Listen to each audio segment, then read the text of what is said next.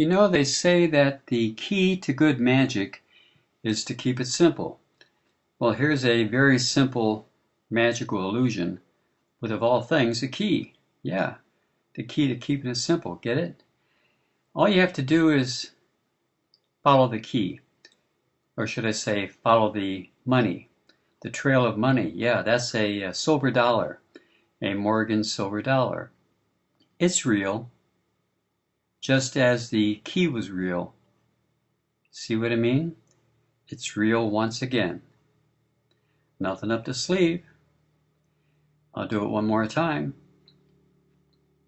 Watch the key, a little rub, and it's gone also. Very simple. Now you see it, now you don't. But they had to go somewhere. That's right. The coin is over here. And the key, well, that's over there. Did you see them go? I hope not, because that's the key. Magic. Thanks for watching. This is a replica of a Morgan silver dollar purchased off Amazon. They're also attracted to a magnet. I bought 5 of them for about $10, I believe. I then took a regular key and glued a magnet to one side of the key. So now I have a silver dollar that a key will stick to, and everything can be handled as a single unit. As you can see here, if I spin the dollar, the key comes into view.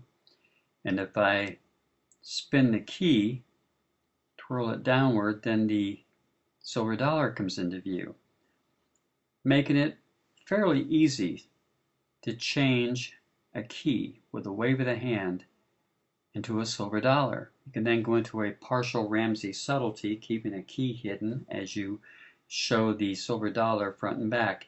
You can also push the silver dollar off of the magnet so it falls into the other hand, and picking it back up, reattaching it. Also, you're going to be needing 2 of these magnets. I have a magnet inside of a sock, which I've glued the magnet in there. I'll teach you how to make that later on.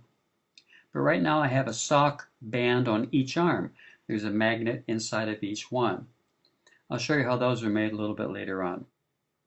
The setup is 1 extra coin in the pocket, 1 extra key in the other pocket. The magnetic key and coin are in position for the change. To start the routine off, you hide the magnetic key in the right hand, pinching the key between your first finger and thumb as you pick up the keys on the table, and simply pretend to take one of the keys off of the key ring, pulling the gimmicked key out into sight. As you see here, you simply wave, perform the change, pull the sleeve up, transfer the coin to the other hand. The key goes with it, obviously. You disconnect the coin from the key, the magnetic key, and toss it into the other hand. Give it a little flip up into the air, reattach it to the magnetic key. Now you're getting ready for the change. This change is simply taking your thumb and swiveling that key up into position as the coin goes down into your hand. You take everything back into your right hand, hiding the coin, obviously. You can do a little Ramsey subtlety going on here between the 2 hands. Now the coin was just taken off of the key and attached to the magnet upon the sleeve as you were pulling the sleeve up. Now remember, the magnet on the key has to be in the down position so they don't see the magnet when you place it in your hand. Then you pretend to pull your sleeve up a little bit on top and then from underneath. You pretend to pull your sleeve up from top and bottom, simply dropping the key into the hand that goes underneath, and you attach it to the magnet on the other arm. When you finish pulling up the sleeve, you simply open up both hands with a dramatic gesture. The key is now gone, but where did it go? It's over here, the coin is over there, and that completes the illusion. To get rid of anything that might be stuck to your arm, simply cross your hands as they're examining the other items and simply drop them to your side. You've just taken those off of your elbows. Simply drop them in your pocket. That's the illusion. Thanks for watching. This magnetic holdout is made from a magnet taken off of the back of a name badge from an office supply store. They come in very handy, by the way. They're very strong magnets.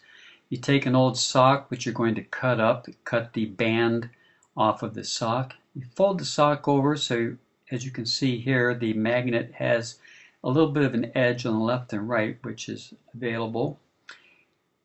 You're going to eventually put the magnet inside of the first layer of the sock. You're going to be gluing that inside. But first, let's cut the sock off. With a pair of scissors, simply give it a snip. Then go find your glue gun, because you're going to be needing a glue gun in just a moment. It's the best way I found to glue these magnets into a sock.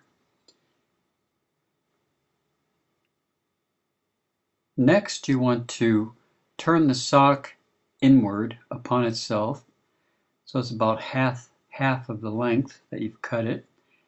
So you basically turn it inside out, sort of, but doubled over.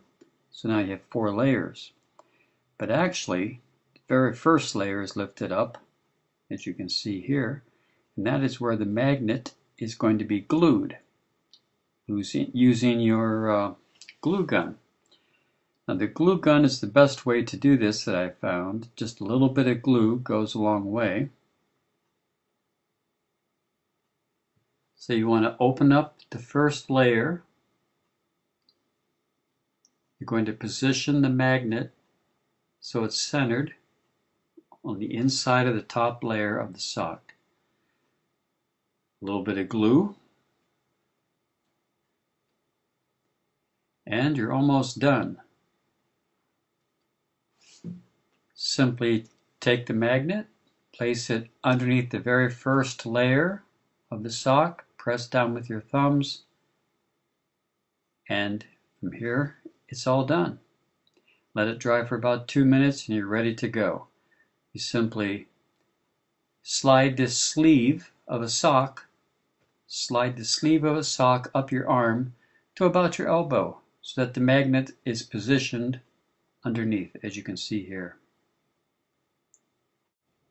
You have one of these magnetic holdouts for each arm.